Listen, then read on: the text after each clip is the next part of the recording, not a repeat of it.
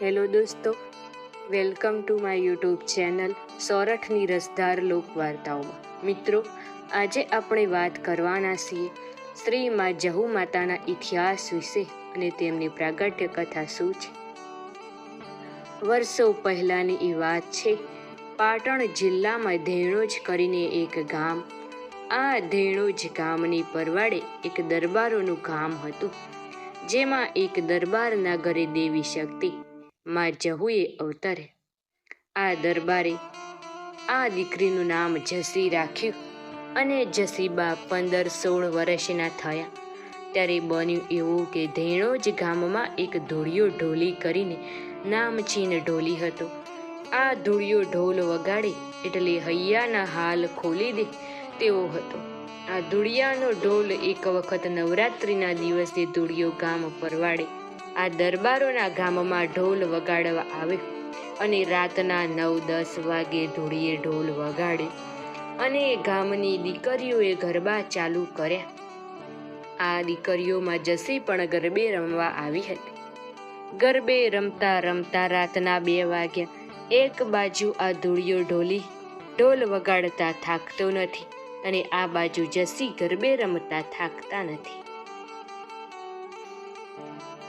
ગામ ચોકમાં રાતે 2 વાગે ધૂળિયાની અને જસીની હળાહળી ચાલી. આમ કરતા કરતા રાતના 3 વાગે જસીના બાપાએ કીધું કે જસી, હવે ચાલો, 2 વાગ્યા છે. અને જસીના હળાહળી ચાલુ હતી.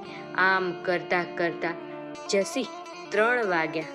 બાપ કહે, જસી, હવે ચાલો, 3 વાગ્યા છે.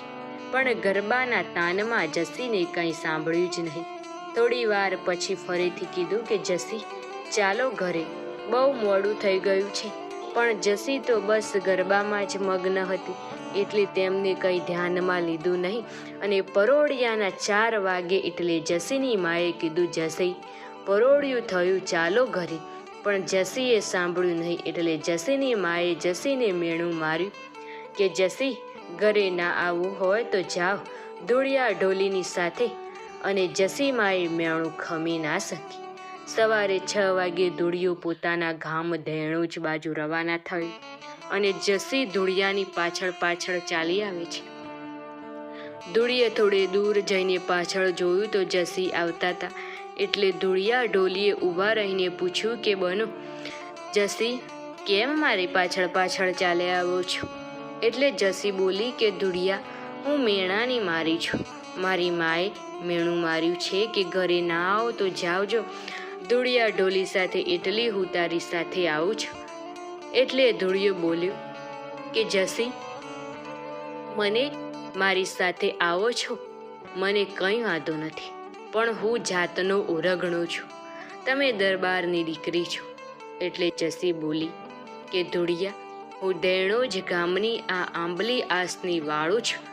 તું કાલે અહીં મારું ડેરું મંદિર બનાવશે અને જો જગતમાં ધૂળિયાની જહુ ગુજરાતભરમાં ડંકો ના વગાડે તો મારું નામ જહુનું વેણ છે.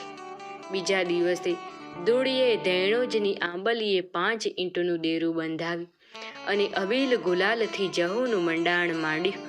આમ કરતા કરતા 1 વર્ષનો સમય વીતી ગયો.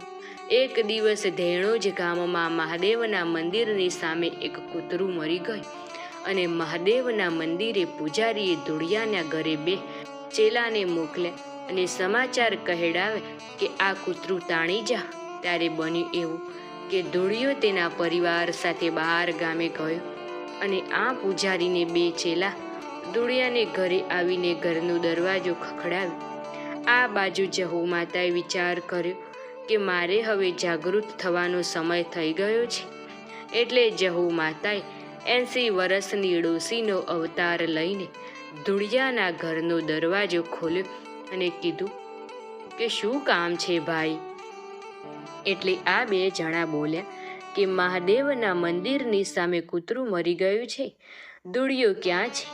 જહુ માતાએ કીધું કે ધૂળિયો તો બહાર ગામ ગયો છે. એટલે આ 2 જણાએ કીધું કે ધૂળિયો ઘરે ના હોય તો તમે કૂતરું ખેંચી જાઓ ને. પણ મારી જહુ મેલડી આ વાત ના ખમી શકી અને કીધું કે તમે જાઓ, હું કૂતરું ખેંચવા આવું છું. આ 2 જણા મહાદેવના મંદિરની માર્ગે પડ્યા અને મારી જહુએ હાથમાં નાની લાકડી અને જોડા પહેરીને મહાદેવના મંદિરના માર્ગે પડી મંદિર પાસે જઈને કીધું કે પૂજારી બાપા, કૂતરું ક્યાં પડ્યું છે? એટલે મંદિરના પૂજારી બોલ્યા કે જુઓ, એ સામે પડ્યું, 2 દિવસથી મરેલું પડ્યું છે. ત્યારે માં જહુને જઈને કીધું, પૂજારી બાપા, કૂતરું ક્યાં પડ્યું છે? એટલે મંદિરના પૂજારી બોલ્યા કે જુઓ, એ સામે પડ્યું છે, 2 દિવસથી મરેલું પડ્યું છે.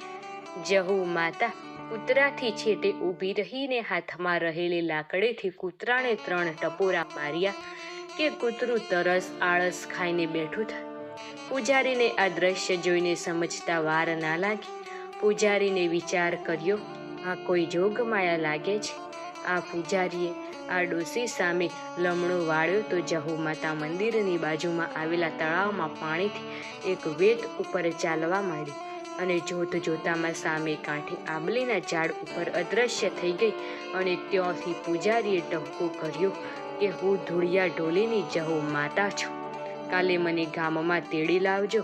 જો ઘડી વાર ગામને સૂનું મૂકું તો મારું નામ જહુ નહીં. બીજા દિવસે ગામ લોકોએ ભેગા થઈને જહુ માતાને ગામમાં લાવ્યા અને આજની તારીખે પણ મારી જહુના દીવા દેણો જ ગામમાં જળ હળે છે. જહુ માતા ગુજરાતના ઘણા ગામમાં પૂજાય છે, પરંતુ તે બધા ગામમાં આ ધેણો જ થઈ ગયેલી જહુ માતા છે. માં જહુ આપની દરેક મનોકામના પૂર્ણ કરે. મિત્રો, આ હતો જહુ માતાની પ્રાગટ્ય કથા. મિત્રો, વિડીયો પસંદ આવે તો વિડીયોને લાઇક, શેર, કમેન્ટ કરજો અને ચેનલમાં નવા હોય તો ચેનલને સબસ્ક્રાઈબ કરજો. ધન્યવાદ.